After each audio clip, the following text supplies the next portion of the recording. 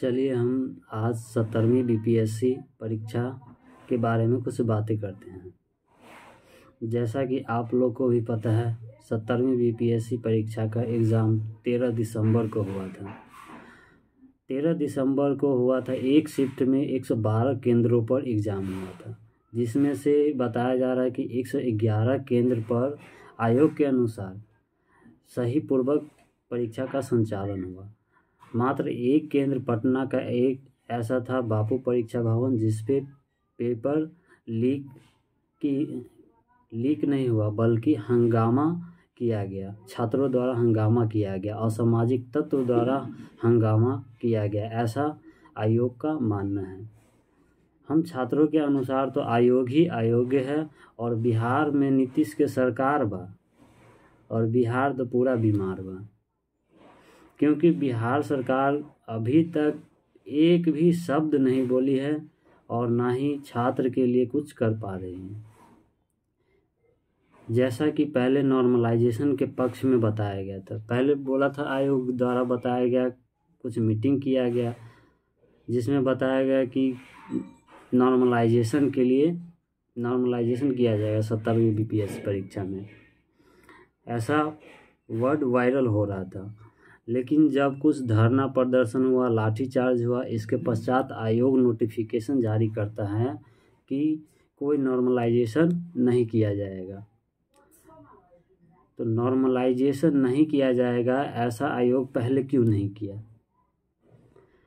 अब इसके पश्चात नॉर्मलाइजेशन के पश्चात समस्या आता है कि 13 दिसंबर को एग्ज़ाम हुआ 112 केंद्र पर 112 केंद्र बना, जिसमें से 111 पे एग्ज़ाम सही पूर्वक संचालन किया गया। मात्र एक ऐसा पटना का बापू परीक्षा भवन था जिस पे एग्ज़ाम हंगामा कर दिया गया, या बच्चों को लेट से पेपर दिया गया, जिसके कारण हंगामा हुआ या पेपर लीक कांड हुआ। ये बहुत सारे ऐसे बताए जा रहे हैं। आयोग कह रहे कुछ असामाजिक तत्व थे। अब वो पुष्टि के नहीं कर पा रहे हैं और ना ही वो बता रहे हैं कि ऐसा क्यों हुआ, जबकि पेपर मिलना था 12 बजे, 1 बजे पेपर दिया गया। अब इसमें धांधली नहीं हुआ है तो आयोग एकदम पारदर्शिता से सीसीटीवी फोटोज दिखाए ना। अगर इतना ही खुद पे विश्वास है तो चुप्पी क्यों साधे हुए हैं? हम छात्रों के साथ नाइंसाफ क्यों कर रहे हैं? हमारे साथ खिलवाड़ किया जा रहा है, हम छात्रों के भविष्य के साथ खिलवाड़ किए जा रहे हैं। आज प्रोटेस्ट का 11वां दिन है, लेकिन आयोग अभी भी अड़ा हुआ है और तानाशाही कर रहा है कि नहीं, पेपर होगा ही। 4 दिसंबर को जो परीक्षा बापू परीक्षा भवन पे एग्ज़ाम रद्द किया गया है उसी पे होगा मात्र। ऐसा नहीं होना चाहिए। अगर उसका लेवल आसान हुआ क्वेश्चन का तो क्या होगा? हम 3,28,000 बच्चों के साथ नाइंसाफ़ी होगा, और अगर पेपर हार्ड हुआ तो उन बच्चों के साथ नाइंसाफ़ी होगा। इसलिए पेपर री एग्ज़ाम होना चाहिए, दोबारा से पेपर होना चाहिए। जब भी कहाँ लिखा हुआ है हमारे संविधान में कि जब भी कोई धरना शांतिपूर्वक किया जाए तो लाठीचार्ज करवा दे, और नीतीश के सरकार बा, वैसे बिहार बीमार बा। तो इस प्रकार हम कह सकते हैं कि सरकार निकम्मी है एकदम, ना कोई बच्चों के पक्ष में कोई कुछ भी कर पा रही है और ना ही कोई सॉल्यूशन बता रही है। जैसा कि आयोग तो एकदम जैसे कि मनमानी कर रहा हुआ है, राजशाही है।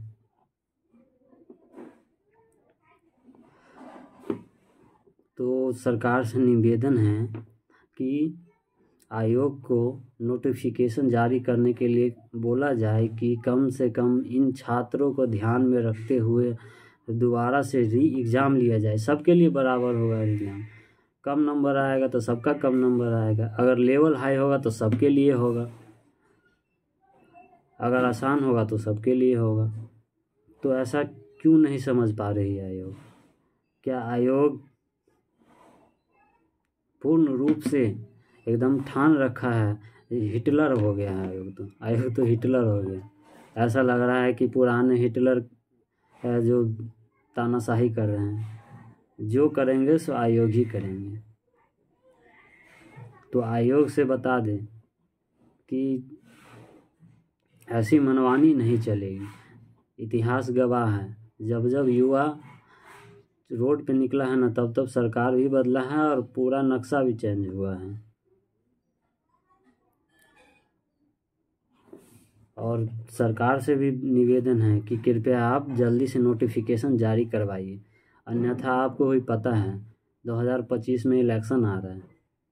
जो हम युवा का समर्थन करेगा, कोई भी नेता हो, जो हम युवा को समर्थन करेगा, हम उनको 2025 में सूद समेत लौटाएंगे। अगर नीतीश जी नहीं कर पाए तो समझ लीजिए 2025 में क्या होता है। ठीक है, युवा छात्र नेता। जय हिंद, जय भारत। री एग्ज़ाम, री एग्ज़ाम, री एग्ज़ाम।